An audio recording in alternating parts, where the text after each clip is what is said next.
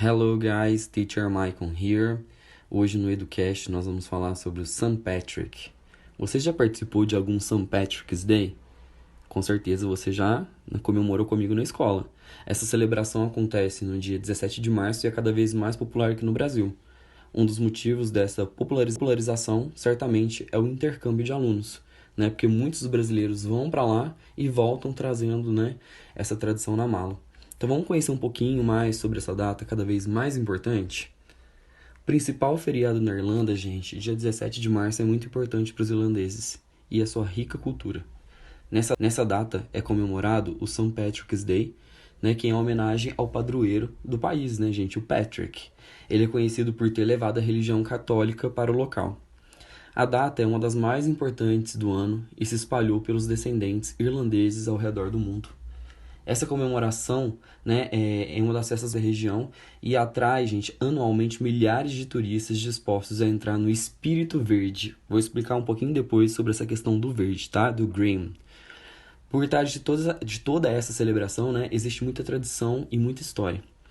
Por isso eu preparei, né, esse Educast para você conhecer um pouquinho mais sobre o St. Patrick's Day e aproveitar a data, que também é comemorado no Brasil, por incrível que pareça, tá bom? Então vamos lá.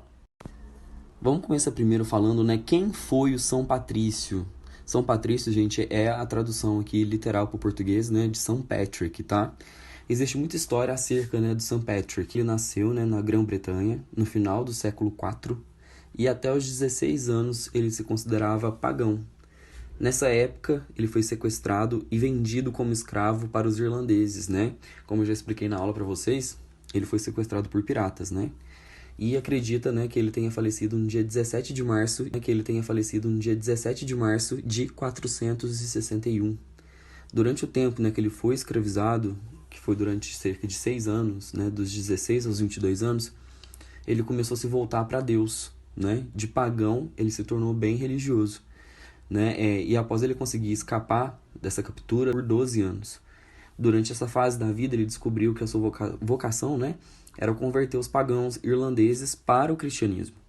O St. Patrick, em diversos mosteiros, né, ele obteve sucesso na sua missão. Os druidas celtas não gostaram da atitude dele, né, e tentaram prendê-lo várias vezes durante os anos, gente, mas ele sempre escapou.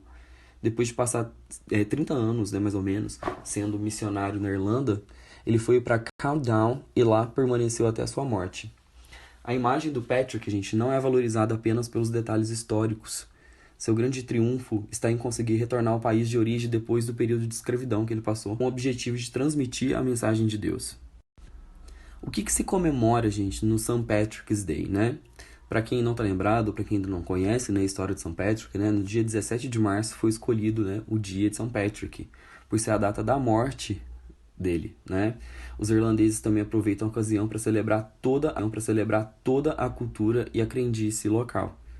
Diversos países eles celebram a data, especialmente aqueles que têm um histórico de imigração irlandesa. Na Irlanda, o feriado conta com muita festa de rua, tem desfile de música, né? As pessoas aproveitam também o feriado, né, para divertir, passear na rua, né, e se fantasiar de verde, né, que é a cor símbolo das comemorações.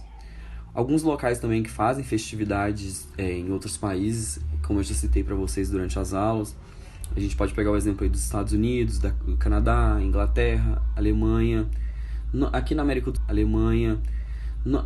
do Sul a gente tem a Argentina, que comemora bastante, e o Brasil também, em algumas regiões do país, especialmente na região sul, né? Em Boston, os americanos promovem um dos maiores desfiles de St. Patrick's Day no mundo, reunindo milhares de pessoas ao longo da festa. Quais são os símbolos, né? Já tem alguns anos já que eu trabalho St. Patrick's Day com vocês, né? Então vocês devem lembrar de alguns. Mas vamos lá então rever quais são esses símbolos, né? Entre os principais símbolos está o trevo de 3 folhas, né? O duende e a cruz celta. O shamrock, que é o trevo, né? Acredita-se que o St. Patrick ele usava o trevo, né, para poder representar a Santíssima Trindade e pregá-la aos pagãos celtas. A planta também era considerada sagrada na Irlanda Antiga, pois indicava, né, o início da primavera. Então, como eu expliquei para vocês, né, como o trevo ele tem 3 folhinhas, então ele ensinava ali o Pai, o Filho e o Espírito Santo, né? Ele passava, né, Ele passava a mensagem de Deus para as pessoas usando o que ele tinha ali, né, por perto. Nós temos também, gente, o Leprechaun, que é o duende, né? Provavelmente essa representação ela veio do folclore, que tinha também fadas, duendes e mulheres que podiam usar os poderes para o bem ou para o mal. Nesse caso, os Leprechaun duendes eram almas excêntricas que consertavam os sapatos das fadas, né? E esse símbolo ele começou a ser usado depois que a Disney, né, lançou um filme em 59 com um duende alegre e simpático, que era chamado Darby O'Gill.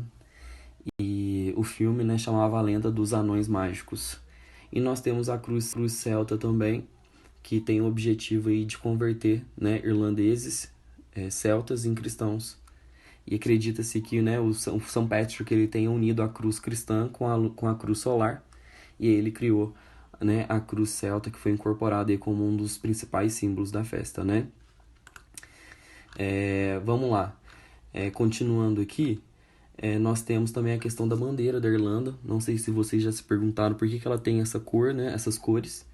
O país ele passou por graves conflitos religiosos ao longo da história, né? O verde da bandeira simboliza o cristianismo, o laranja representa os protestantes e o branco a paz, né, entre as duas religiões aí, tá? Uma coisa também que eu mostrei pra vocês, gente, é a questão das cobras, né? Eu falei pra vocês que na Irlanda não existe cobras. E só que aí diz a lenda, né, que elas foram expulsas da Irlanda por São Patrick, mesmo, porque na verdade as cobras elas nunca habitaram a Irlanda, gente. Então realmente na Irlanda não há cobras para contar a história, né? O maior desfile, né, o mais famoso certamente é o de Dublin, que fica lá na Irlanda, mas o maior acontece em Nova York, né? Depois se vocês tiverem a oportunidade de estar pesquisando aí no YouTube, né? Eles pintam, eles tingem o Rio de verde. Vocês podem pesquisar Rio Verde em Chicago, por exemplo, que vocês vão ver imagens lá. Desde 62, a cidade de Chicago ela pinta o principal rio de verde.